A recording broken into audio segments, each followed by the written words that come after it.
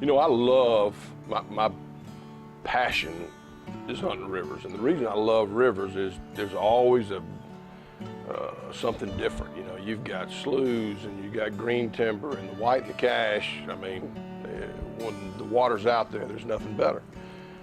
And even when the water's inside the banks, it's still pretty good. But man, we're in an epic drought here in Arkansas. I mean, it is dry. I mean, we've got 20 feet of sand on both sides of the river. It's dry. It's rough, but if you have water, you're in good shape. So I called Bo and I said, you know, Bo, getting killed on the white and the cash. Help me find some ducks, man. He said, come on. I jumped in, headed up, and anybody that knows anything about Northeast Arkansas knows that really, I mean, it's, you know, 45 minutes, an hour, hour and a half, depending on where you go in Northeast Arkansas. But the terrain is real similar to what we have here in Stuttgart. A little bit different style of hunting from time to time, but it floods just like it does down here.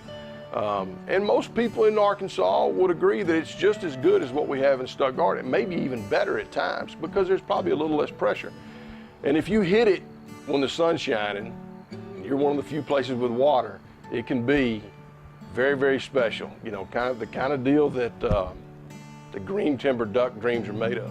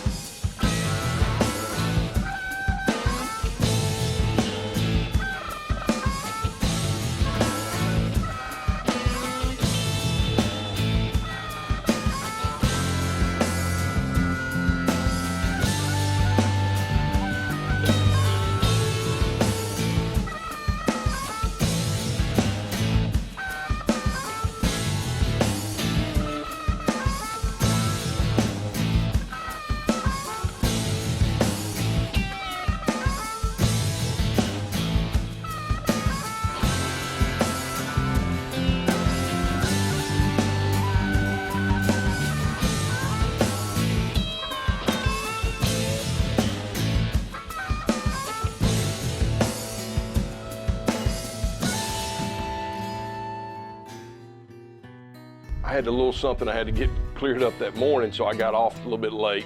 Told him I'd be there mid-morning. As I'm pulling up, these guys are coming out of the woods. Now, one of the cool things that Bo's able to do that, you know, I think that's why he's had so much success, or a big reason why he's had so much success, is the dogs that he trains, he gets to take those dogs hunting. And he takes them hunting on a regular basis, especially the young dogs. He had Dixie and Shay, two youngsters that hadn't had many trips, maybe 2 or 3, maybe.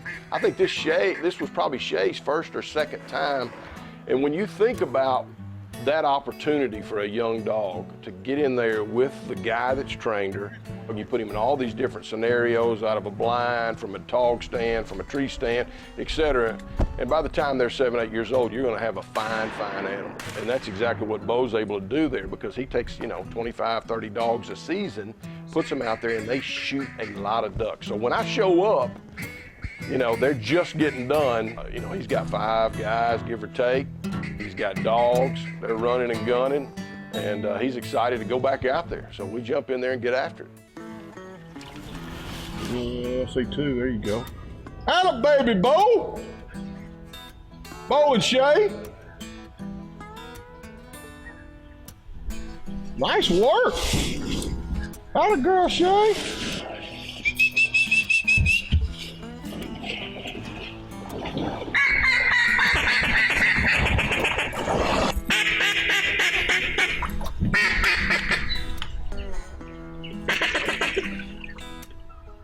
They open the gate, brother.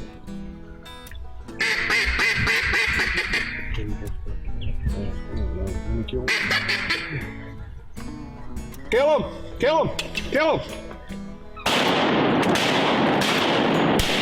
Watch out! Watch out! Okay. Me too. Shot my 6. My 6 shells, not my 6 ducks. Let me clarify. I did whiff a couple times. But hey, let me tell you something. Notice how whenever the bang sticks hits them, brother, they don't swim away.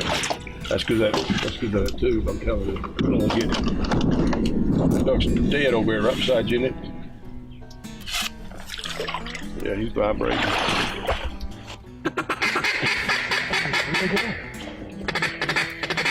See? I lost him. We got him. Here he is.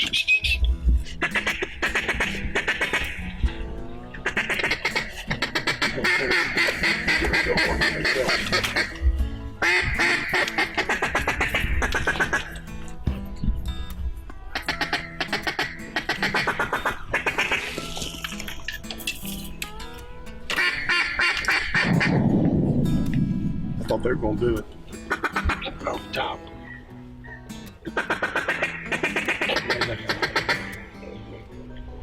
Shoot, kill him.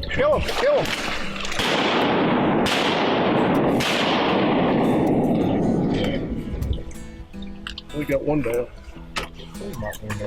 Huh? That a girl?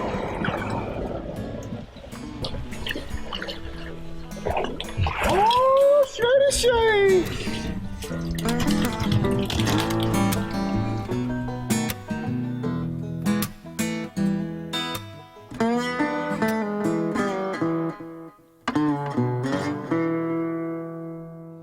What we wanted to develop was something that was much less commercialized, no static shots of product and all that. But we know that gear, selling gear makes the world go round in this deal, and without that, we can't afford to do it. Nobody can.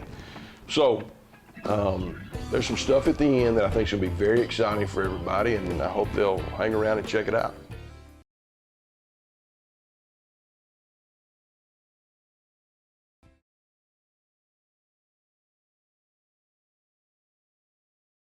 I'm standing in J.D. Blondin's horse pasture outside Arcadia, Louisiana, watching the most important retriever event in America's retriever history, and I need a new vocabulary to talk about it. The article that Bill Tarrant wrote of Field and Stream about the first hunt test.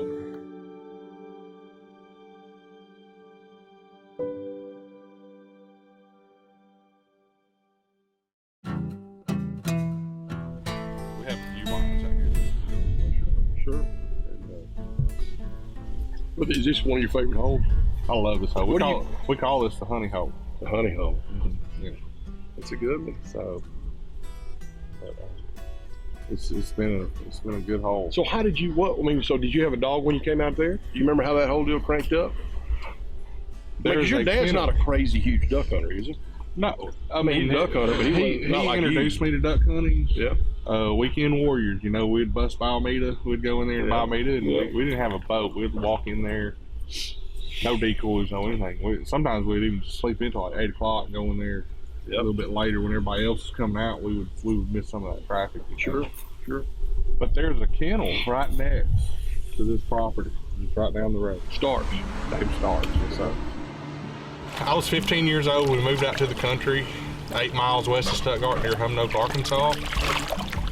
Just a dreamland for a little kid, just coming out here. Like I said, it was like a kid in a candy store. I didn't have a job at the time, didn't have a driver's license, so I was kind of marooned out on my summer break, and I would mow, and afternoons I'd go out and fish, and pretty much just fell in love with it. The duck hunting, of course, is a big part of what we do. We would get the water ready for these guys. We'd watch the place, maintain it. We'd brush the blinds. It's just a fun job, a dream job. That's what got us out here. That's kind of what got me in dogs. My math teacher, Pam Starks, Stuttgart High School. I was trying to brown nose her one day. I come up to her and just say, I think we're neighbors now. I just live right down the road from you. And she encouraged me to go meet her husband, David Starks. And the rest is history. I thought David was going to hire me. I asked him for a job. You could ride a 4-wheeler over there. And it's just perfect for a kid that didn't have a driver's license yet. He pretty much said no.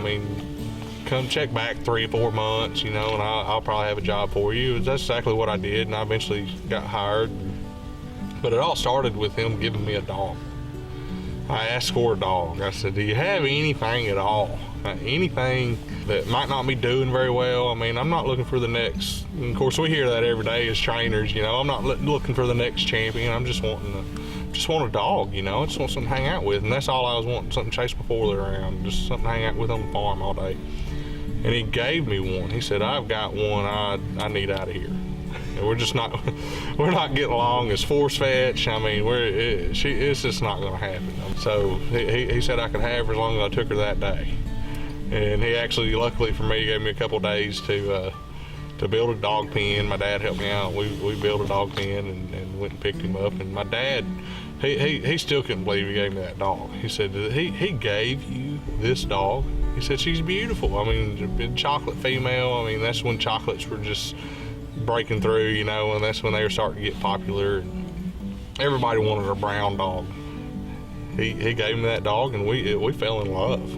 I mean, she might not have liked him very much at the time, but she loved me, and she ended up being one of my main guide dogs.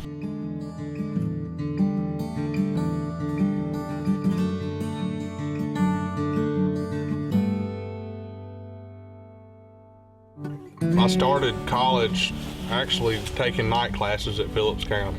I decided not to just pick up and move, and it was really because of my job. I had an opportunity to get a full-time position dog training and doing duck club work full-time. I mean, what teenager wouldn't love that? So it's 1998, and I'm fresh out of school, and I just pretty much asked David if I could get on full-time, and that happened. All my buddies, they've already left. They've moved off and went to school, so it's just kind of like, man, what can I do to get out on my own? And college is really the best bet. So I moved up to Jonesboro, Arkansas, started Arkansas State, and that's where I got a degree in photojournalism. And I was able to train dogs at the same time. That's how I worked my way through school. I was kind of on my own when I went up there, and in 2005 I graduated, and I actually walked away from dog training, kinda, you know, just for a little while, and went through management training with ABF Freight. In the meantime, I would train dogs on the side. I wouldn't go over 3 or 4. It'd work out perfect for my daily schedule. And bought a place in Jonesboro. It had a little 5-acre spot, had goats on it, and it was an old goat farm, you know. It had T-posts and wire everywhere. And I spent 3 months pulling all that up, you know, and then built a pond on it and kind of turned it into a little dog training spot. I didn't have a kitchen table, so I just, you know, I had an open dining room in there, so I just put like 3 or 4 pet porters in the dining room, and the dogs that I would train would actually stay in the house with me. And eventually I built a kennel back behind my house here, and that's where I started the business.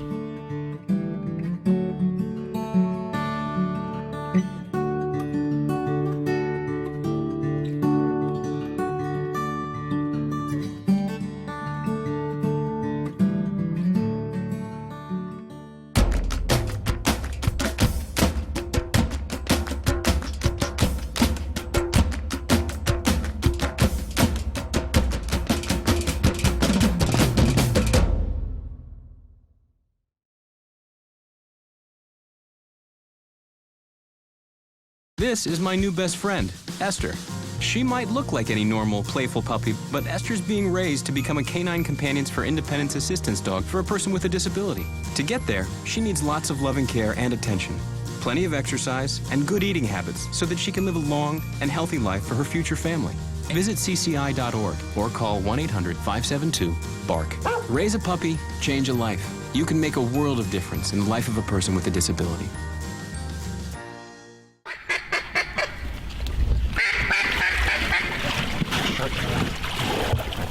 Sit right there on top, right on top.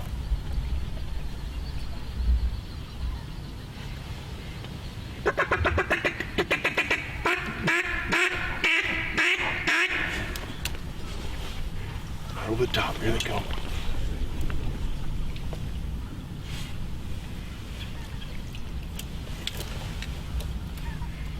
What do you think? Kill him. Kill him.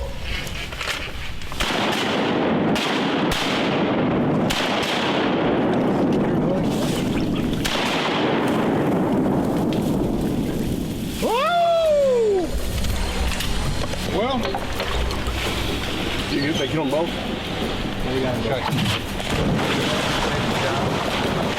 Hey, get that hand right there. Oh, right there, baby. Right by it.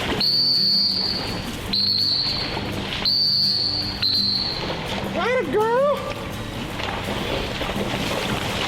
I mean, two in the hand better than You bet. Shay is very high bred. She's out of a dog named Wood Rivers franchise. It's called named the Shack. And Shack's got a few puppies out there. Field trialers really love them. And I think you see how intense she is. I mean, I don't think she's missed one bird all day. And she was actually over a year old whenever I got her. I got her from a guy in Round Cape Jardo, Missouri named John Clausen. And I just very blessed, and I love you too, girl.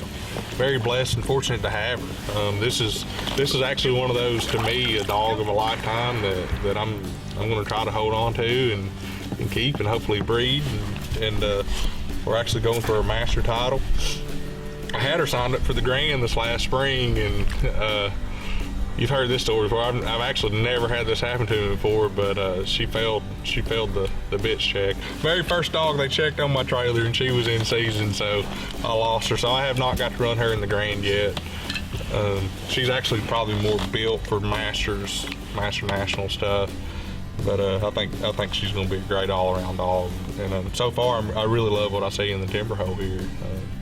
She seems to love it as much as I do, so maybe we'll be a good match.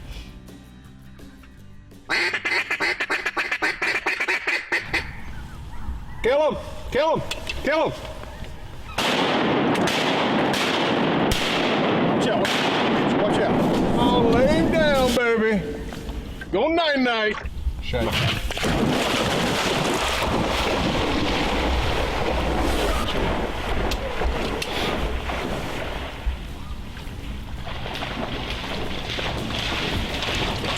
Little dad walls will fly by. Yeah. I think that. You bet. And someday you just Or you give it up. What a girl, Shay.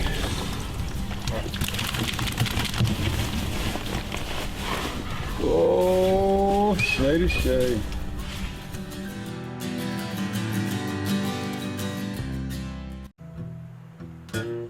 Miss Addie's place. You know, Miss Addie's place is one of those quintessential rural Arkansas gas it, grab it, and go deals. But they got a great restaurant.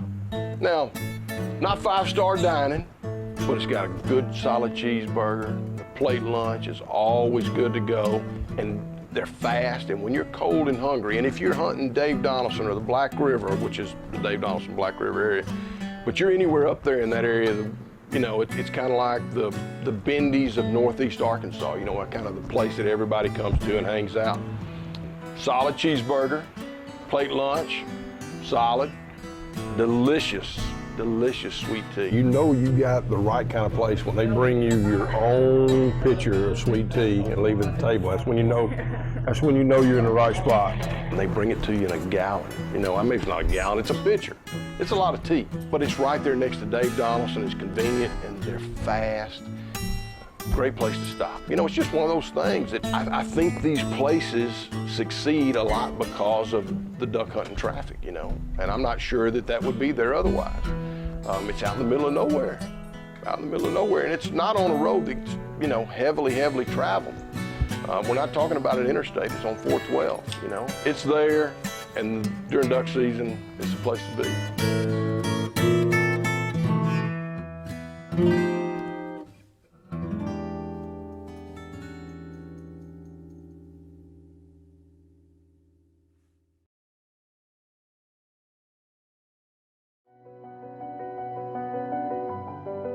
Really to restore the natural hydrology of the property, the water movement, because everything changed when the ship channels were dug in this area. You know, my goal is this place for, you know, my grandkids, great-grandkids to have this place and to enjoy it as much as I enjoy it. As it breached, now it's flowing up to 10,000 cubic feet per second when the river's up. And here we are, we have people trying to close that. and not very far down the road in the future that we're going to spend another $1 billion opening another one. So what sense does that make to close that one? There's been that much change in the ecosystem here that we can look back 5 years and we know that the marsh is so much different now than it was then. Our good old days aren't 30 or 40 years long anymore. They're changing every season. Every season, the good old days were a year ago. And if something isn't done, it won't be long before the good old days are gone.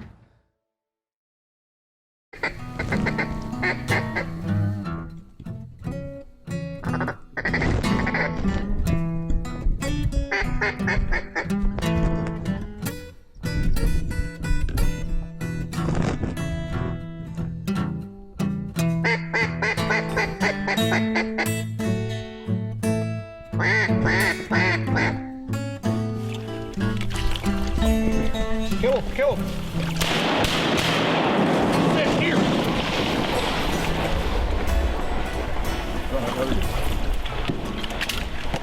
She might need to get a head start on it. There you go. I like a fair catcher. I like a dog that'll fair catch one every now and then. Just shows enthusiasm. Yeah, that's good. Look at this. Good shot. Uh-oh. Old youngster figuring it out. See that duck right there? Put the moon on it.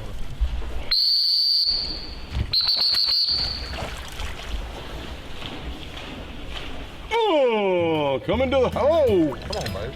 Whoa.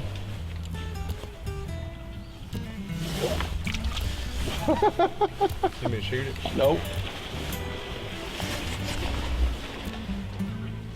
You'll figure it out.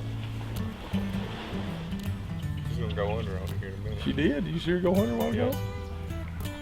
Keep looking, baby. There he is. Oh, coming to the house. Coming to the house, baby. Oh, shady. Look at her prancing. Got him by the butt. Don't let go. Fun, isn't it, girlfriend? Fun, isn't it? You did so good. You did so good. I wish I was tough as a Labrador.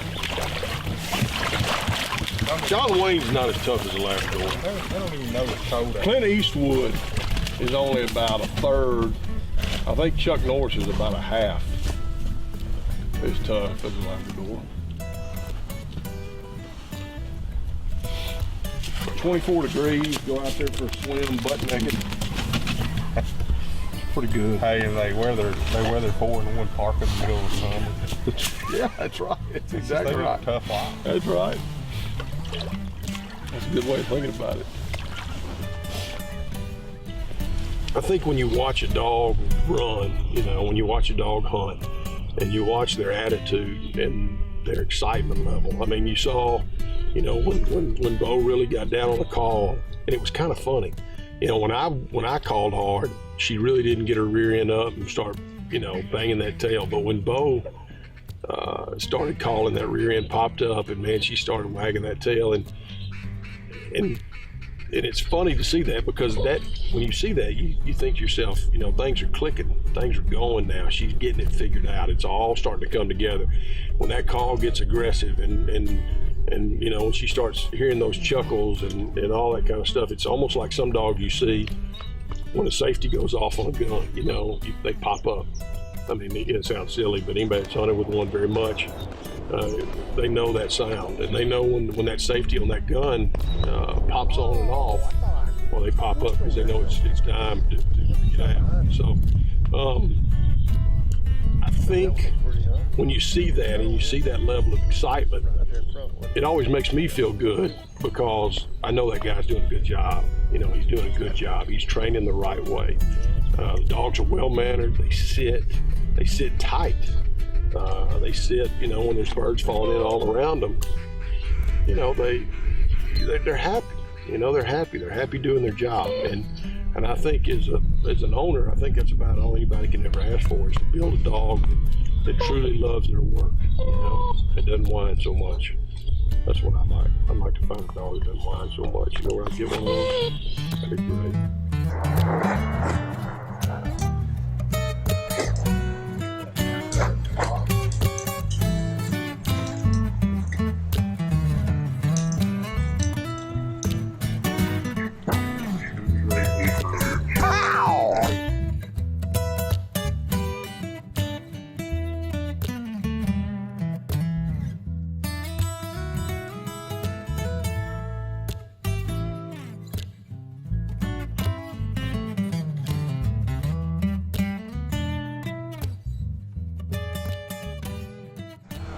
That's what you do.